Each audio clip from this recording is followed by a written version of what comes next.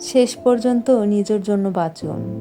একসময় আমি ভাবতাম সবাই আমার মঙ্গল চায়, সবাই আমার আপন। কিন্তু সময় আমাকে শেখালো সব মুখে হাসি থাকে না আন্তরিকতার জন্য। কিছু মুখ হাসে আপনার বিপর্যয় দেখে মজা পেতে। প্রথম প্রথম খুব কষ্ট পেতাম, ভেতরটা কেমন যেন কুচকুচে হয়ে যেত। পেছনে ফিসফাস কথা, চোখে চোখ রেখে হালকা তাচ্ছিল্য, সব কিছু গায়ে লাগতো। ভাবতাম কেন, আমি তো কারো কোনো ক্ষতি করিনি।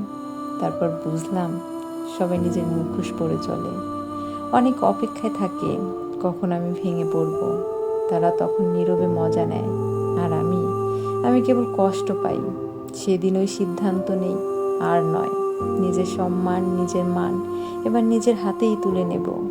কারো কথায় আর কান দেব না, কারো বিষাক্ত দৃষ্টিতে আর আঘাত পাবো না। যারা বলেছিল তুমি পারবে না, তাদের কিছু বলিনি, হাসি দিয়েছি। কারণ তারা আমার গল্পের লেখক নয়। আমার গল্প আমি নিজেই লিখব। আমার জীবন, আমার বিশ্বাস, আমার সৃষ্টিকর্তা সবাই জানেন আমি কে। আমি শুধু ধৈর্য ধরেছি, নিজেকে সময় দিয়েছি।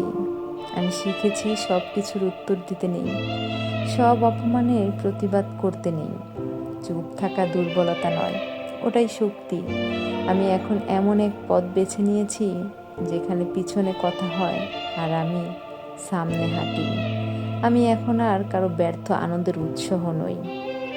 আমি বাঁচি, নিজের জন্য বাঁচি।